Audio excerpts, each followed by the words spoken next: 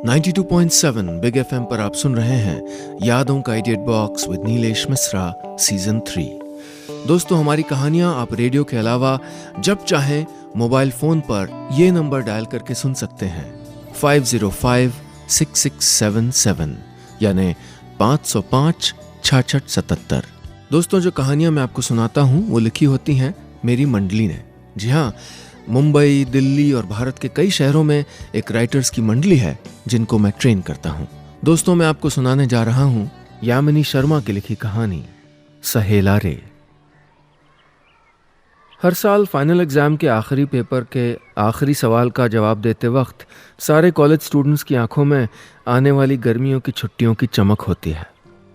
मैं हमेशा सोचती हूँ, जो पल अभी जिया ही नहीं है, जो मौज अभी काटी ही नहीं, उसका सिर्फ ख्याल ही कैसे किसी को इतना खुश कर सकता है।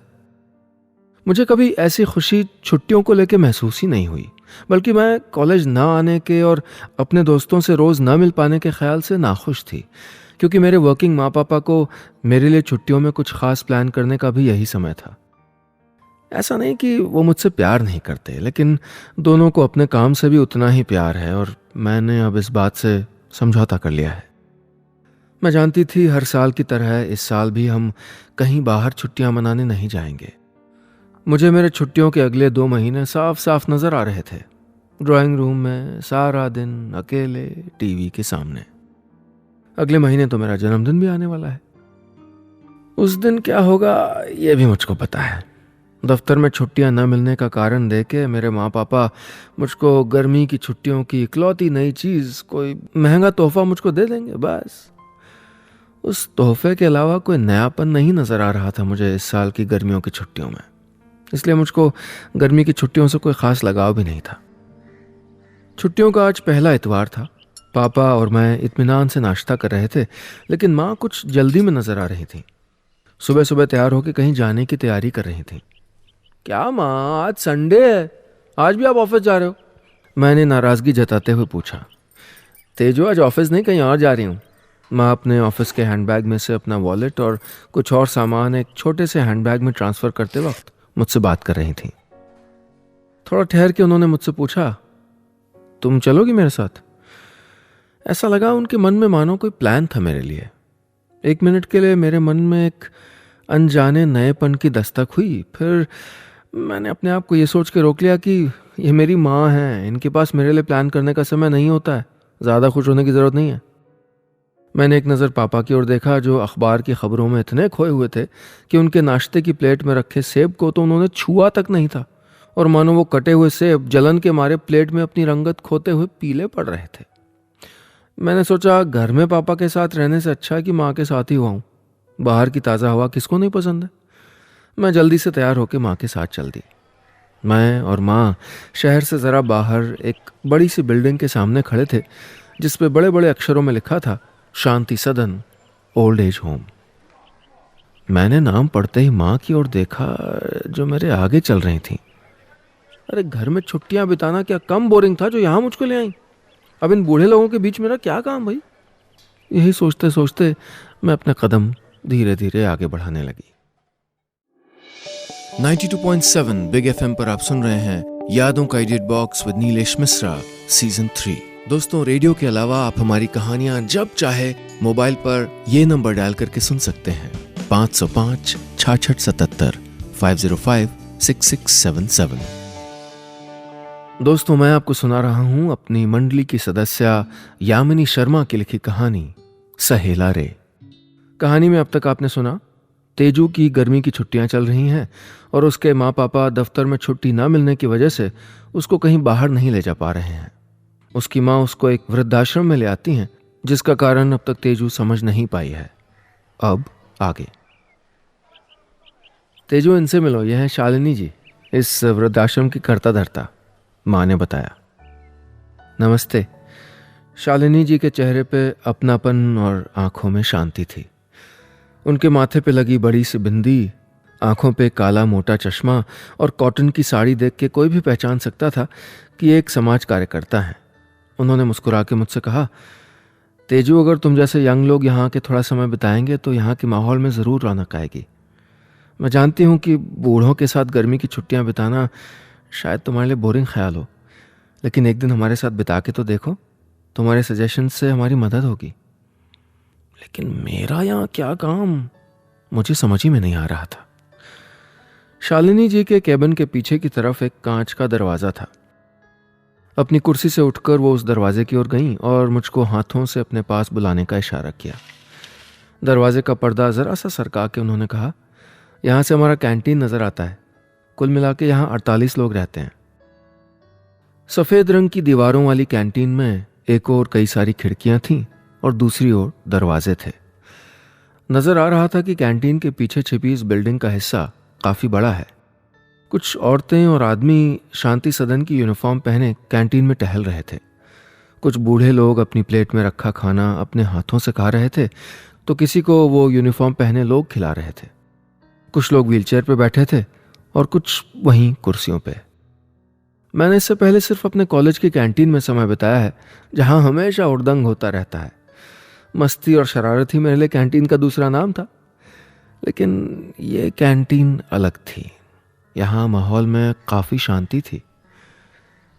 तेजू, अगर तुम हमारी वॉलंटियर बनोगी तो हम तुमको ट्रेन करेंगे। इन सब लोगों के साथ तुमको बस अपना समय बिताना है। ये सब अपने परिवार से दूर हैं। कई लोग अपने बच्चे और पोते पोतियों के प्यार के लिए तरसते हैं। हम सब यहाँ मिलके इनको खुश और सेहतमंद रखने की कोशिश में रहते हैं। तुम आओगी तो इनको एक नयापन मिलेगा, खुशी मिलेगी। मेरी नज़र अब भी कैंटीन में बैठे लोगों पे थी। मुझको नज़र आ रहे थे झुर्रियों भरे चेहरे, कमज़ोर हाथ, सफ़ेद बाल, नकली दांत। मैंने माँ की ओर देखा। उनकी आंखें साफ कह रही थीं कि वो चाहती हैं कि मैं यहाँ काम करूं। मेरी गर्मी की छुट्टियां मैं यहाँ इन लोगों के साथ बिताऊं? मुझे अपनी माँ के इरादे पे विश्वास ही नहीं हो रहा था। शालिनी जी कुछ कहने वाली थी कि कैंटीन से जोर की आवाज आई। एक बूढ़े अंकल ने अपने खाने की थाली टेबल से दूर फेंक दी थी और चीख रहे थे, नहीं चाहिए यहाँ का बकवास खाना, असली खाना परोसो। ये खाने के नाम पे मजाक कर रखा है।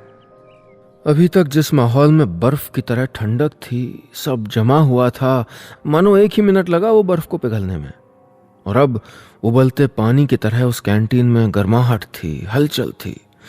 शालिनी जी ने हड़बड़ी में मुझसे कहा, तेजू प्लीज आओ मेरे साथ। 92.7 बिग एफएम पर आप सुन रहे हैं यादों का edit box with Nilesh Mishra season 3। दोस्तों, रेडियो के अलावा आप हमारी कहानियां जब चाहे मोबाइल पर ये नंबर डायल करके सुन सकते हैं, 505 6677 505 6677। दोस्तों, मैं आपको सुना रहा हूं अपनी मंडली की सदस्य यामिनी शर्मा की लिखी कहानी सहेला रे। इस कहानी में अब तक आपने सुना, तेजू अपनी गर्मी की छुट्टियों में एक इतवार आधे मन से एक वृद्धाश्रम में आई है। वहां की दुनिया उसके लिए बहुत अलग है। वहां के मेंबर मिस्टर दस्तूर कैंटीन में बखेड़ा खड़ा करके शांति सदन की शांति भंग कर रहे हैं। अब आगे। मैं और शालिनी जी अब कैंटीन में थे। बूढ़े अंकल अब भी चीख रहे थे, अब ये बूढ़ा बाबा फिर से एप्पल खाने की जिद करेगा। एक यूनिफॉर्म वाली औरत को मैंने दूसरी ओर से कहते हुए सुना, मिस्टर दस्तूर शांत हो जाइए। शालिनी जी की पतली सी मधुर आवाज अचानक तार सप्तक के षडज को छू रही थी। मेरे दांत अभी भी असली हैं। I am 78। मैं अभी भी इन दांतों से एप्पल चबा के खा सकता हूं। शालिनी जी, बूढ़ों वाला नकली खाना नहीं चाहिए मुझको। मिस्टर दस्तूर ने नकली दांतों वाले लोगों को शान से एक नजर देखा और फिर उनका कटाक्ष शालिनी जी से जवाब मांगने लगा।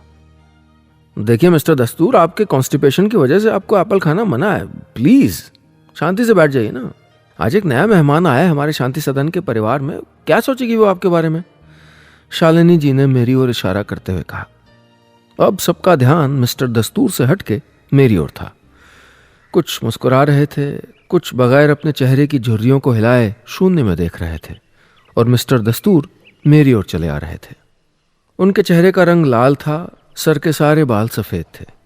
ढीली सी टी शर्ट और पैजामा पहने वो मेरे पास आ पहुंचे थे। मेरे सर पे हाथ रख के उन्होंने कहा, बेटा, आई एम योर दस्तूर अंकल। मैं हमेशा गुस्सा नहीं रहता, बस कभी कभार। क्या नाम है तुम्हारा? तेजस्विनी। एक बेढंगी मुस्कान के बोझ को अपने होठों पे ढोते हुए मैंने कहा। मेरा हाथ अपने हाथों में लेते हुए उन्होंने बाकी के लोगों से थोड़ी तेज आवाज में कहा, जिन जिन बुढ़े लोगों को सुनाई नहीं दिया, इनका नाम है तेजस्विनी। अभी हमारी फैमिली की मेंबर बन गई हैं। मेरे अंदर से किसी ने मिस्टर दस्तूर से भी तेज लेकिन खामोश चीख लगाई, फैमिली की मेंबर? अरे मैंने कब कहा यहाँ मुझको रोज आना है? अरे इससे पहले कि मैं कुछ कह पाती, मेरे लिए सब ने तालियां बजा के अपनी खुशी जताई। उन सब के चेहरे देख के मुझे माँ की कही बात याद आ गई, बुढ़ापे में इंसान बच्चों जैसा हो जाता है। उन सब की आंखों में बच्चों जैसी खुशी जरूर थी, लेकिन तालियों में उम्र की थकान भी सुनाई दे रही थी। उन सब की उम्मीद भरी आंखों ने मानो मेरा हाथ थाम के मुझको वहीं रहने की इल्तिजा की, और मैंने भी सोचा पूरी छुट्टियां तो नहीं, लेकिन आज का दिन रुकने में क्या हर्ज है। फिर अगले कुछ घंटे मिस्टर दस्तूर ने मेरी पहचान वहां के सारे मेंबर्स से करवा दी। इससे मुझे मालूम हुआ कि मैं बिल्कुल गलत थी। ये वृद्धाश्रम किसी हॉस्टल से कम नहीं था। यहाँ के लोग थके हारे नहीं थे जिंदगी से, बल्कि शौकीन थे। कैरम, चेस, रमी, ब्रिज के गेम से दोपहर गेम रूम में सजती थीं। शाम को भजन और पुराने हिंदी फिल्मी गाने यहाँ के कॉरिडोर में गूंजते थे। फिर रात ठीक 8 बजे टीवी रूम में सब एक साथ समाचार देखते और कुछ लोग देश डूबने का अफसोस जताते। रात को मेरे घर लौटने के वक्त शालिनी जी ने मुझसे पूछा, तो तुम आओगी ना कल से? मैंने जवाब में हिचकिचाहट से ही सही, लेकिन सच कहना ही ठीक समझा। यहाँ की दुनिया मेरी दुनिया से बहुत अलग है शालिनी जी, शायद मैं यहाँ घुल मिल ना पाऊँ। I am sorry. 92.7 big FM पर आप सुन रहे हैं यादों का edit box with Nilesh Mishra season 3। दोस्तों, रेडियो के अलावा आप हमारी कहानियां जब चाहे मोबाइल पर ये नंबर डायल करके सुन सकते हैं, 505 66 77 505 6677। दोस्तों, मैं आपको सुना रहा हूं अपनी मंडली की सदस्य यामिनी शर्मा की लिखी कहानी सहेला रे। इस कहानी में अब तक आपने सुना, शांति सदन वृद्धाश्रम में एक दिन बिता के तेजू अपने घर लौट आई है। अपनी गर्मी की छुट्टियां वो वृद्धाश्रम में नहीं बिता सकती, लेकिन वहां के लोगों ने उसके दिल पे एक खूबसूरत सी मोहर जरूर लगा दी है। अब आगे। आज सोमवार था।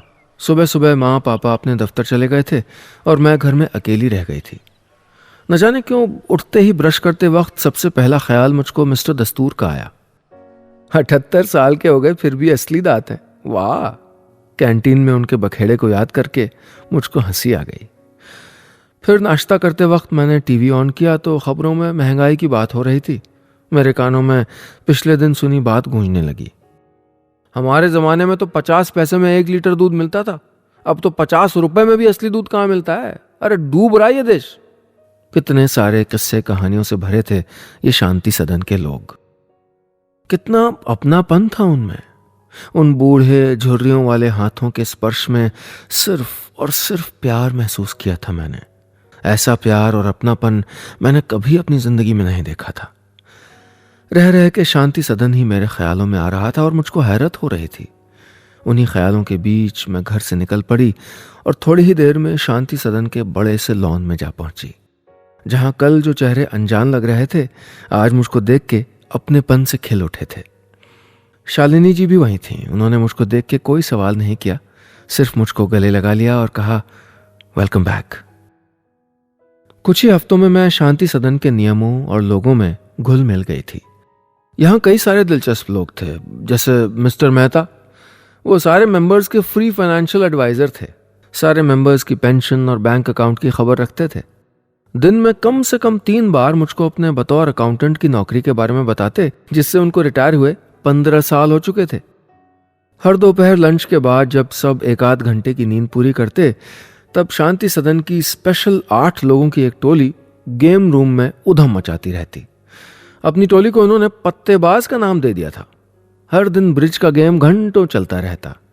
शांति सदन के कई लोग इस टोली का हिस्सा बनने के लिए उम्मीद लगाए हर दिन के अखबार में ब्रिज के गेम की तालीम लेते नजर आते। फिर एक रेखा आंटी थी जो बॉलीवुड की रेखा से बिल्कुल कम नहीं थी। अपनी जवानी में फिल्म इंडस्ट्री में मेकअप आर्टिस्ट थी और अब शांति सदन के एक कोने को इन्होंने ब्यूटी पार्लर बना दिया था। वहां जहां रेखा आंटी के मेकअप और औरतों की झुर्रियों के बीच आंख में चौली चलती रहती है। रेखा तुम सबसे अच्छा काम करती है, मिस्टर दस्तूर बगैर भूले रोज ये रेखा आंटी से कहते, और जैसे ही रेखा आंटी वहां से थोड़ा इतरा के, थोड़ा लजा के चली जाती, तो वो मुझसे धीरे से कहते, मेरी रीटा को मत बताना कि मैंने रेखा की तारीफ की, मेरा बनता चांस बिगड़ जाएगा।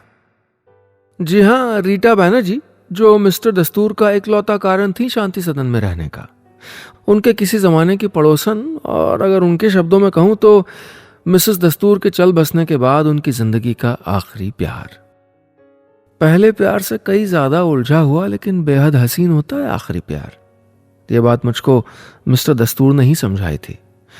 और प्यार की बात हो तो शांति सदन में हर कोई यही कहता है, मिस्टर और मिसेस जोशी जैसी जोड़ी चाहिए भाई, forever in love. 92.7 big FM पर आप सुन रहे हैं यादों का edit box with Nilesh Mishra season 3। दोस्तों, रेडियो के अलावा आप हमारी कहानियां जब चाहे मोबाइल पर ये नंबर डायल करके सुन सकते हैं, 505 6677 505 6677। दोस्तों, मैं आपको सुना रहा हूं अपनी मंडली की सदस्य यामिनी शर्मा की लिखी कहानी सहेला रे। इस कहानी में अब तक आपने सुना, तेजू अब वृद्धाश्रम का एक एक पल खुशी से और जी भर के जी रही है। वहां के लोगों के किस्से और किरदार उसकी गर्मी की छुट्टियों में रंग भर रहे हैं। उसके सबसे करीब हैं मिस्टर और मिसेस जोशी, जिनके प्यार में तेजू घुलती जा रही है। अब आगे। मैं अब सारे मेंबर्स के लिए तेजस्विनी से तेजू बन चुकी थी। मिस्टर दस्तूर हर दिन किसी नई खाने की डिश को लेकर बखेड़ा खड़ा करते रहते, जो सारे मेंबर्स के लिए एक तरीके का मनोरंजन था। कुछ लोग तो शर्त लगाते थे कि आज दस्तूर किस डिश की फरमाइश करेगा। धीरे धीरे मैं भी उन शर्तों का हिस्सा बन गई और जीतने भी लगी थी। मेरी दिन की शिफ्ट होती थी और मुझको मिस्टर एंड मिसेस जोशी की देखभाल करने की जिम्मेदारी मिली थी। वो इस शांति सदन के इकलौते कपल थे। मिस्टर जोशी डॉक्टर थे और मिसेस जोशी स्कूल में म्यूजिक पढ़ाया करती थी। दोनों के रिटायर हुए करीबन 17 साल हो चुके थे।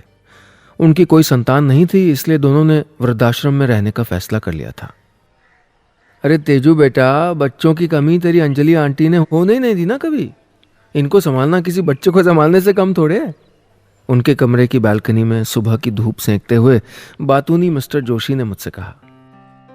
दूसरी तरफ मिसेस जोशी, जो बातें कम और मुस्कुराती ज्यादा थी। अपनी काजल लगी बड़ी बड़ी आंखों से उन्होंने मिस्टर जोशी को एक प्यार और गुस्से की नजर से देखा और बस नाव में गर्दन हिला दी। बात आगे बढ़ाने के लिए मैंने पूछा, क्यों अंकल? अब क्या बताऊं, जब मेरा नया नया क्लिनिक खुला था वो अंजलि के मोहल्ले में ही था। एक दिन इनको बुखार हुआ और हमारी पहली मुलाकात हो गई। कोई बीमारी में भी इतना खूबसूरत लग सकता है, ये देख के मैं दंग रह गया था। पहली बार मुझको लगा कि भगवान, ये पेशेंट बार बार बीमार हो और मेरी इनसे मुलाकात बार बार हो जाए। मैंने एक नज़र जोशी आंटी पर डाली, जिनका चेहरा अब शर्म के मारे लाल था और वो बैल्कनी से उठ के अंदर कमरे में जाने लगी थी। उस दिन मैंने कम से कम 5 प्रिस्क्रिप्शंस पे गलती से अंजलि का ही नाम लिख दिया था। जोशी अंकल की आवाज़ हंसी से सजी हुई थी। 2 दिनों तक अंजलि का चेहरा मेरे दिमाग पर छाया रहा और तीसरे दिन मैं इनके घर पहुंच गया। वहां जाके देखा तो इनके पापा एक हाथ में मेरी दी हुई दवाई और दूसरे हाथ में पानी का ग्लास लेके इनको कोई कहानी सुना रहे थे। मेरे पूछने पे इनके पापा ने बताया, डॉक्टर साहब, दवाई लेना अंजलि को बिल्कुल पसंद नहीं और बचपन से ही मैंने इसकी आदत बिगाड़ रखी है। जब तक इनको कोई कहानी ना सुनाई जाए ये दवाई लेती नहीं। तब मुझको पहली बार लगा था कि मेरी दवाई से कई गुना ज्यादा अपनों का प्यार असरदार होता है बीमारी ठीक करने में। और मैंने सोचा कि अगर अंजलि को दवाई देने वाला ही उसको कहानी सुनाए तब कैसा होगा। बस मैंने अंजलि का हाथ उसके पापा से मांग लिया। शादी के कुछ ही सालों में अंजलि को डायबिटीज हो गया और दवाइयां हमारे हर दिन का हिस्सा बन गईं। तब से हर रात मुझको एक नई कहानी बना के इनको सुनानी पड़ती है ताकि ये दवाई ले लें। इस पे जोशी आंटी कह पड़ी, इसीलिए मैं सबसे कहती हूँ कि ये दवाइयों वाले नहीं, कहानियों वाले डॉक्टर हैं। वो अंदर से अपने हाथों में एक बड़ा सा फोटो एल्बम लेके आ गई थी। मिस्टर एंड मिसेस जोशी हर दिन ये फोटो एल्बम लेके घंटों बैठ के बातें करते। कभी कभी मैं उनके कमरे से निकल भी जाती तो मेरे वहां ना होने का उनको एहसास तक नहीं होता। उन दोनों को एक दूसरे के अलावा किसी और की जरूरत ही नहीं थी। उनके कमरे की दीवारें भी उनकी जिंदगी के कई सारे पलों की तस्वीरों से जड़ी थीं। एक और टेबल पे किताबें रखी थीं और एक और हारमोनियम भी था। उस पर हर शाम मिसेस जोशी रियाज करती थीं और मिस्टर जोशी उनसे एक ही बंदिश गाने को कहते, वो जो मिसेस जोशी ने उनके लिए पहली बार गाई थी, राग भूप में। सहेला रे आ मिल गाएं, सहेला रे आ मिल गाएं, सहेला रे। मिसेस जोशी के गंधर्व के रियाज में मेरी भी शाम होती। हर रात उनको टाइम पे खाना और दवाई खिलाना मेरे दिन की आखिरी जिम्मेदारी होती। कैंटीन में सबके साथ डिनर करने के बाद मिस्टर और मिसेस जोशी हाथ पकड़ के फिर अपने कमरे में आ जाते। यहाँ सब कुछ था, बस एक ही कमी थी। 2 सिंगल कॉट्स कमरे के 2 कोनों में लगे थे। सारी उम्र एक बिस्तर पे सोने के बाद अब दोनों लोग कमरे के 2 अलग अलग कोने में सोते थे। हर रात कमरे में लौटते ही मिस्टर जोशी मिसेस जोशी को पहले उनके बिस्तर पे बिठाते, फिर उनकी दवाई एक हाथ में लेके दूसरे हाथ में पानी का ग्लास पकड़ के उनको कोई कहानी सुनाते। कभी कभी मिसेस जोशी नाराज़गी जताती, ये कहानी पहले सुनाई थी। अरे भाई मैं बूढ़ा हो गया हूँ, याद नहीं रहता, कह के मिस्टर जोशी फिर एक नई कहानी सुनाते और मिसेस जोशी को दवाई खिला के उनके माथे को चूमते और अपने बिस्तर पे चले जाते। और मिसेस जोशी हल्के हल्के कुछ गुनगुनाती रहती जब तक दोनों सो न जाएं। अब तक तो मुझको भी हर शाम इन कहानियों की और गानों की आदत हो गई थी। मैं घर लौटती और कई बार माँ से एक ही बात कहती कि अगर मेरे दादा दादी होते तो एकदम मिस्टर और मिसेस जोशी की तरह होते। और मैं कितनी खुश हूँ कि मैं शांति सदन का हिस्सा हूँ। इस साल की गर्मी की छुट्टियाँ वाकई सबसे अलग थीं। एक शाम जब मैं घर लौटी तो मेरे लिए मेरे कमरे में सरप्राइज था, हमारे लिए ट्रेन टिकट्स। इस साल माँ पापा ने मेरा बर्थडे हिल स्टेशन पे मनाने की सोची थी, यानी मैं मिस्टर और मिसेस जोशी से पूरा एक हफ्ता नहीं मिलने वाली थी। 92.7 बिग एफएम पर आप सुन रहे हैं यादों का edit box with Nilesh Mishra season 3। दोस्तों, रेडियो के अलावा आप हमारी कहानियां जब चाहे मोबाइल पर ये नंबर डायल करके सुन सकते हैं, 505 6677 505 6677। दोस्तों, मैं आपको सुना रहा हूं अपनी मंडली की सदस्य यामिनी शर्मा की लिखी कहानी सहेला रे। इस कहानी में अब तक आपने सुना, तेजू को शांति सदन वृद्धाश्रम के मेंबर्स और खास करके मिस्टर और मिसेस जोशी से खास लगाव हो चुका है और साल की छुट्टियों में उसके माँ पापा उसको हिल स्टेशन पे ले गए हैं, जिसके कारण वो एक हफ्ता शांति सदन नहीं जा पाई है। अब आगे। मैंने हिल स्टेशन से लौटते ही शाम को शांति सदन जाने की ठानी। माँ प्लीज जाने दो, मिस्टर जोशी की कहानी सुने एक हफ्ता हो गया। मैं सीधा मिस्टर और मिसेस जोशी के कमरे में पहुंची तो देखा मिसेस जोशी बालकनी में चांद की रोशनी में फोटो एल्बम अपनी गोद में रख के किसी सोच में डूबी थी। कमरे में गहरी खामोशी थी। मिस्टर जोशी का बिस्तर बिखरा पड़ा था। मुझे लगा वो शायद नीचे टीवी रूम में हो। मैंने खामोशी को तोड़ते हुए कहा, मैं आ गई वापस, आज सिर्फ अंकल की कहानी सुनने आई हूँ। कहाँ है अंकल? उनका बिस्तर क्यों बिखरा पड़ा है? आज उनको डांट पड़ने वाली है शायद। कहते कहते मैं अंकल के बिस्तर को समेटने लगी थी कि आंटी ने पीछे से जोर से कहा, उनके बिस्तर को हाथ मत लगाओ, आखिरी बार वो वहीं सोया था, उसी ने गिराई है सलवटें, मत समेटो उनको, आज यहाँ कोई नई कहानी सुनाएगा, चले जाओ यहाँ से। इससे पहले कि मैं कुछ समझ या कह पाती, मिस्टर दस्तूर मुझको वहां से लेके चले गए। जोशी को 2 रात पहले हार्ट अटैक आया था। नींद में ही सब खत्म हो गया। तब से मिसेस जोशी कमरे से बाहर तक नहीं आई हैं। अभी पहली बार आवाज सुनाई दी उनकी 2-3 दिनों में, तो वही सुन के मैं आ गया। मिस्टर जोशी चले गए हैं, ये बात मैं मान नहीं पा रही थी। अगले कुछ दिनों तक मैं सारा दिन मिसेस जोशी के साथ बैठी रहती थी। उनसे बहुत कुछ कहने का मन होता, लेकिन बात गले में आके रुक जाती और आंसू आंखों में। शांति सदन के मेंबर्स के चेहरों पे भी जिंदगी के बस कुछ ही पल बाकी रहने की दहशत नजर आने लगी थी। कई कोनों से तो अपनों को मौत के हाथों खोने के तजुर्बेदार किस्से सुनाई पड़ते, लेकिन मिसेस जोशी इन सब से अनजान बेमौसम छाए काले बादलों में धंसती हुई नजर आ रही थी। उनको देख के मुझको ये एहसास हुआ कि किसी अपने को खोने का शोक इंसान को तोड़ नहीं देता, बल्कि वो शोक उनके वातावरण का हिस्सा बन जाता है। वो शोक उनकी जिंदगी का एकमात्र सच बन जाता है। उस शोक में उतनी ही सच्चाई होती है जितनी कि बारिश के गीलेपन में है, सूरज की गर्माहट में है और ठंड के कोहरे में है। अब न मिसेस जोशी मिस्टर दस्तूर के किसी भी बखेड़े पे हंसती, न रेखा आंटी के सुंदरता अभियान में मन लगाती।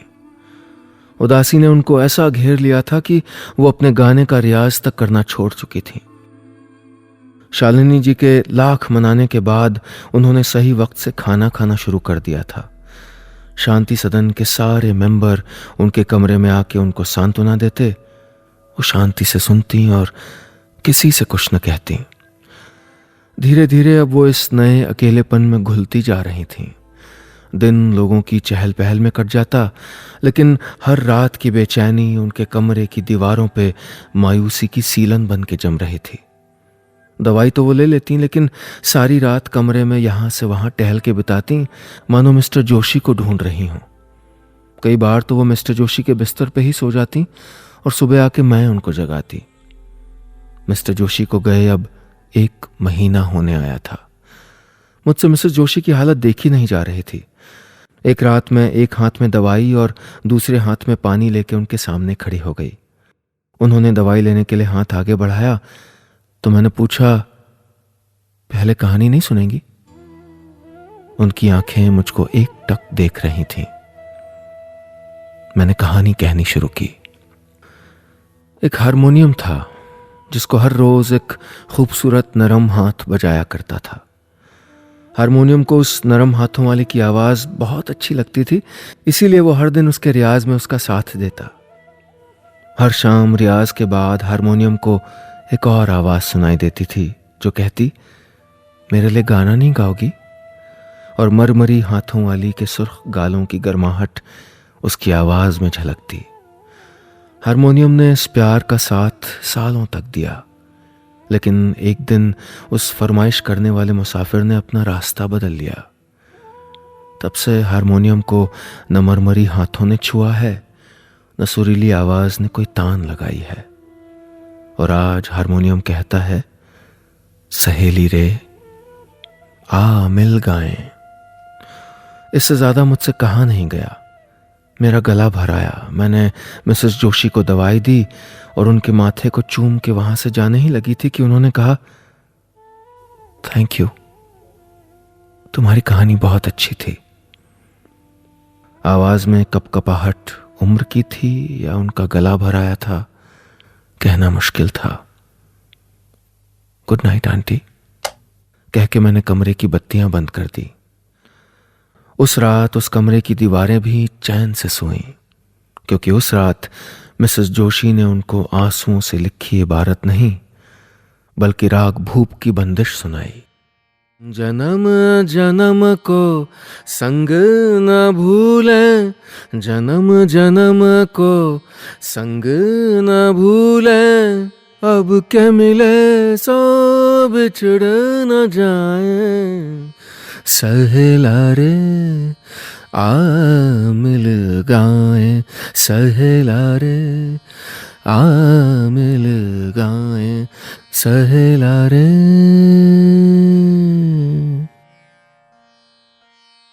बस इतनी सी थी ये कहानी।